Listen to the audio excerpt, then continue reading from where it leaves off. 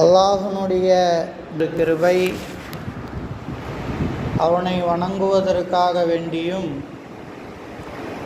அவனுடைய மார்க்கத்தை பற்றி ஒரு சில விஷயங்களை தெரிந்து கொள்வதற்காக வேண்டியும் இன்றைய தினத்தில் அவர்களுக்கு அல்லாஹ் வாய்ப்பளித்திருக்கின்றானே, இது அல்லாஹ் நம் மீது செய்த மிகப்பெரியதொரு கிருபையாக இருக்கின்றது.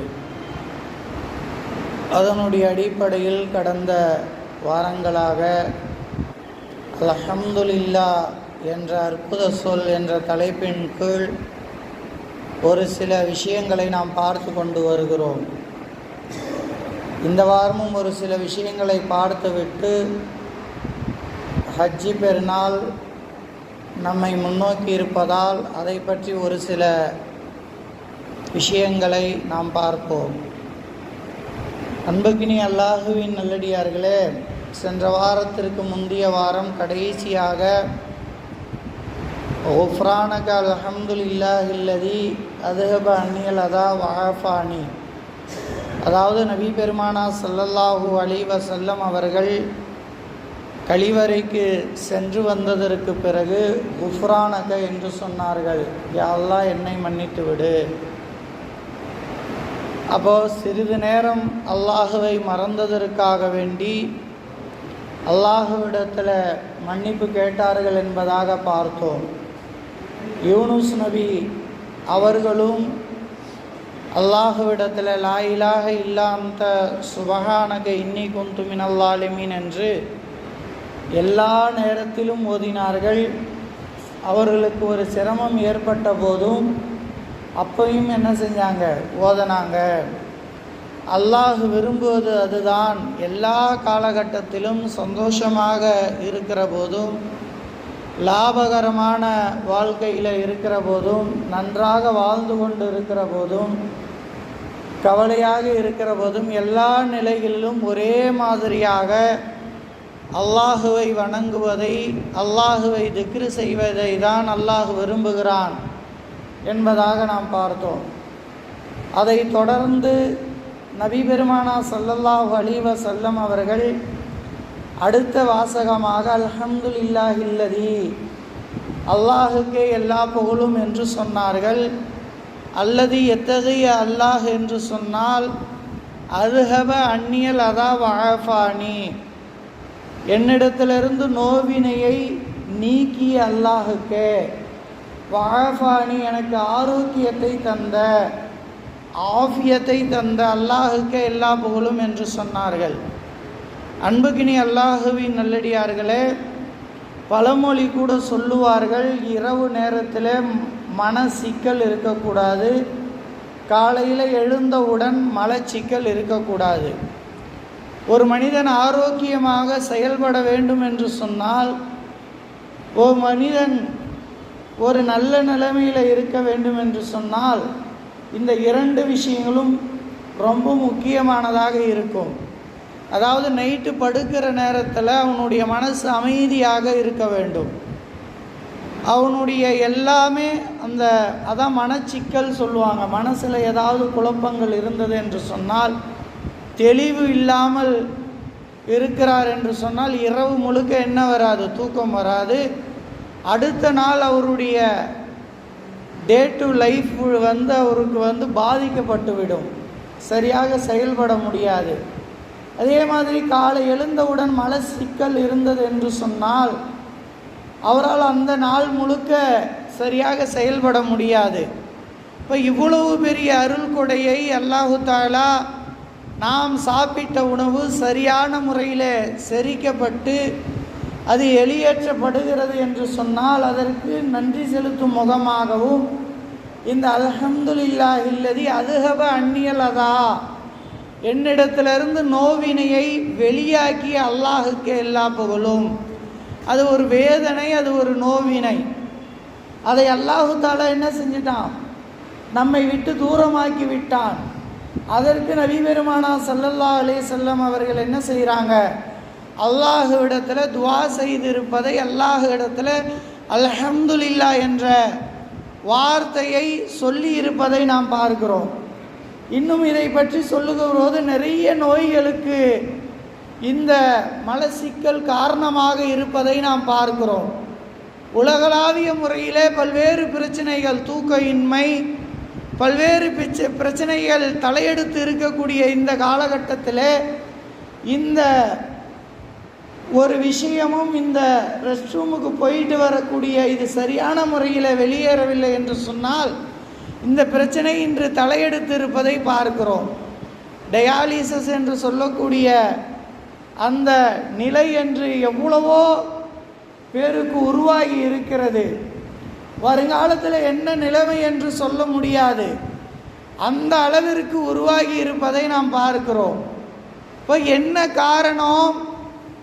இப்போ இந்த ஆரோக்கியத்தை அல்லாஹு தாலா நமக்கு தந்திருக்கிறான் என்று சொன்னால் அல்லாஹு தாலாவிற்கு அல்ஹம்துலில்லாஹில்லதி, அதை தான் நபி ஸல்லல்லாஹு அலைஹி வஸல்லம் அவர்கள் நமக்கு இந்த அல்ஹம்துலில்லாஹில்லதி அதுஹப அந்நியல் அதாவ ஆஃபானி என்பதன் மூலமாக நமக்கு கற்று தருகிறார்கள். நம்முடைய வாழ்க்கையில் நாம் எல்லா துஆக்களையும் என்ன செய்ய வேண்டும்?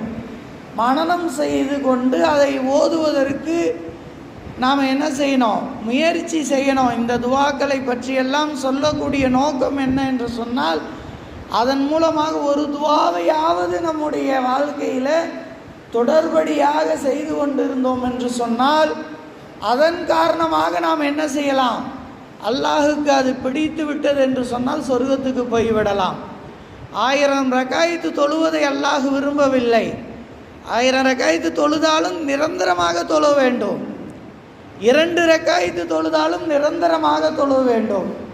ஒரு இஸ்திகாமத் என்பதாக சொல்லுவார்கள். தொடர்படியாக அதில் உறுதியாக இருந்து தினமும் 2 ரக்காயத்து தொழுதாலும் அதை கடைசி வரை, மௌத்து வரை அதை நிறைவேற்றக்கூடியவராக இருக்கிறார் என்று சொன்னால் அந்த அமல் அல்லாஹுக்கு பிடித்தமானதாக இருக்கிறது.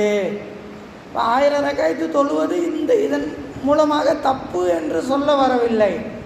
1000 ரக்காயத்து தொழுவ வாய்ப்பு இருக்குது, அது தினந்தோறும் தொழுவுங்கள், தொடர்படியாக தொழுவுங்கள். இப்படி முடியலையா 2 ரக்காயத்து, எல்லா துஆக்களையும் ஓத வேண்டும். காலை எழுந்த உடனடியாக ஓதக்கூடிய துஆ, நைட்டு படுக்கும் போது ஓதக்கூடிய துஆ, பள்ளிவாசலில் நுழையும் போது அல்லாஹும்ம அஃப்தஹ்லி அபுவாப ரஹ்மதிக, பள்ளிவாசலை விட்டு வெளியேறும்போது அல்லாஹும்ம இன்னி அஸ்ஸலுக மின் ஃபதுலிக, கண்ணாடி பார்க்கிற போது, ஆடை அணிகிற எல்லா துஆக்களையும் ஓத வேண்டும். ஏன்னா அல்லாஹ்வுடைய சிந்தனையோடு தான் நாம் இருக்க வேண்டும். அப்படி இல்லைனா கூட ஒரு துஆவை எடுத்துக்கொண்டு ஒரு மாதத்திற்கு ஒரு துஆ, இந்த துஆவை ஒரு குறிப்பிட்ட ஒரு துஆவை பள்ளியில் நுழையும் போது இந்த துஆவை மட்டும் இந்த மாதம் நம்ம ஓதுவோம். அப்படியே மனப்பாடம் பழக்கம் ஆகிவிடும். நமக்கு பழக்கம் ஆகிருச்சுன்னா நாம் தூங்குவோம், ஆட்டோமேட்டிக்காக நமக்கு என்ன செய்கிறோம்? அந்த சிந்தனை வந்து விடும். அல்லாஹும்ம பிஸ்மிகா மூத்து வகையா நமக்கே நம்மை அறியாமலே அல்லாஹுடைய சிந்தனைக்குள்ளே நாம் போயிடுவோம். அப்படி தான் நாம் ப்ரோக்ராம் செய்யப்பட்டு இருக்கிறோம், அமைக்கப்பட்டு இருக்கிறோம். அப்போது இந்த ஒரு துஆவையாவது நாம் என்ன செய்யணும்? அதை இஸ்திகாமத்தாக நிரந்தரமாக நாம் என்ன செய்யணும்? ஓதணும். அடுத்தபடியாக சென்ற வாரத்துக்கு முந்தின வாரம் சொன்னோம், எல்லா நபிமார்களுக்குமே அல்லாஹு தஆலா சோதனைகளே கொடுத்திருந்தான். ஆதம் நபிக்கு ஒரு சோதனையை நாம் சொல்லி காட்டியிருந்தோம். அடுத்தபடியாக நூஹ் அலைஹிஸ்ஸலாம், லூத் அலைஹிஸ்ஸலாம் அவர்களுக்கு மனைவி சரியில்லை, மக்கள் சரியில்லை, அந்த தன் ஒரு பிள்ளையில் ஒரு பிள்ளை சரியில்லை. அப்போ 950 ஆண்டுகள் இந்த உலகத்திலே அவர்கள் என்ன செய்தார்கள்? மார்க்க பணி செய்தார்கள். மக்கள் எவ்வளவோ ஏளன பேச்சுகளை பேசியிருப்பார்கள். அப்படி இருந்தும் கூட அவர்கள் என்ன செஞ்சாங்க? இந்த அல்ஹம்துலில்லாஹ் என்று அவர்களுடைய வாழ்க்கையில் சொன்னார்கள் என்பதாக பார்த்தோம்.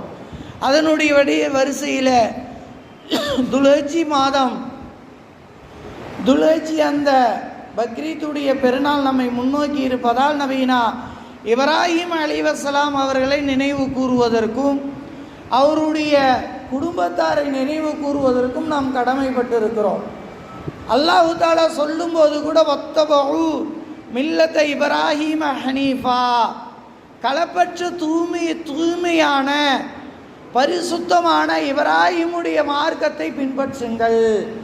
அல்லாஹ் திருமறை குர்ஆனிலே ஒரு சில இடங்களிலே அல்லாஹ் கூறி காட்டுகிறான், நபிக்கு கட்டளையிடுகிறான், நமக்கு கட்டளையிடுகிறான். அந்த நபீனா இப்ராஹிம் அலைஹி வஸலாம் அவர்கள் செய்த சில செயல்பாடுகளை நமக்கெல்லாம் சுன்னத்தாக ஆக்கி இருக்கிறான், சில செயல்பாடுகளை ஃபரலாக ஆக்கி இருக்கிறான். அந்த குடும்பம் செய்தது அல்லாஹுக்கு பிடித்ததன் காரணமாக வருடம் வருடம் அந்த நபீனா இப்ராஹிம் அலைஹி வஸலாம் அவர்களை நினைவு கூறுவதையும் அவருடைய வாழ்க்கையில் இருந்து சில படிப்பினைகளை எடுத்துக்கொள்வதையும் நமக்கு கடமையாக அல்லாஹு தஆலா ஆக்கி இருக்கிறான். அவர்களுடைய வாழ்க்கையில் இருந்து நமக்கு என்ன கிடைக்கிறது? ஆரம்பத்தில் நபீனா இப்ராஹிம் அலைஹி வஸலாம் அவர்கள் சிறு வயதாக இருக்கிற போது சிந்திக்கக்கூடிய அந்த திறன் அவர்களுக்கு ஏற்படுகிற போது, இந்த விளையாட்டு பருவம் முடிந்து ஒரு மனிதர்கள் சிந்திக்க ஆரம்பிப்பார்கள். அதாவது ஒரு 10, 12, 11 வயசை கடக்கிற போது நம்முடைய பிள்ளைகளிலே பார்க்கலாம், கேள்விகளை கேட்பார்கள். என்ன கேள்வி கேட்ப? இது ஏன் பச்சையாக இருக்குது, இது ஏன் சிவப்பாக இருக்குது, இதுக்கு ஏன் இன்ன பேர் வந்தது, இந்த மரம் எப்படி வளர்ந்தது? நீங்கள் சிறு பிள்ளைகளிடத்தில் மழலை சொல் கேளாதோர் என்று சொல்லுவார்கள் அல்லவா? அப்போ அந்த மழலை பிள்ளைகளிடத்தில் அந்த 8 வயது 7 வயது கடந்து வரக்கூடிய அந்த பிள்ளைகளிடத்தில் நாம் பேசுகிற போது அற்புதமாக இருக்கும். அந்த பிள்ளைகளிடத்தில் பேசும்போது கேள்விகளை கேட்பார்கள். இன்றைய மருத்துவ உலகம் அதான் சொல்லுகிறது, குழந்தைகள் அந்த 12 வயது வரை சுமார் 12 லட்சம் கேள்விகளை கேட்கிறார்களாம். 12 லட்சம் கேள்விகளுக்கு நாம் சரியாக விடையை சொல்லிவிட்டோம் என்று சொன்னால் அந்த பிள்ளைகள் நம்முடைய பேச்சை கேட்பார்கள். 12 லட்சம் கேள்விகளுக்கும் அவர்களுக்கு தோணக்கூடிய எல்லா கேள்விகளுக்குமே நாம் என்ன செய்யணும்? அவர்களிடத்தில் இறங்கி நாம் என்ன செய்யணும்? பதில் சொன்னோம் என்று சொன்னால் அவர்கள் நம்முடைய பேச்சை கேட்பார்கள். இதில் ஆய்வு செய்கிறாங்க.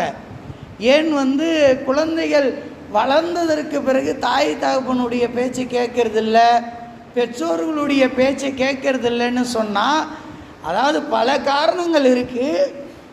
அதில் ஒரு காரணம் சொல்லி காட்டுறாங்க மருத்துவ உலகம், சைக்காலஜி உளவியல் உலகம் சொல்லி காட்டுகிறது.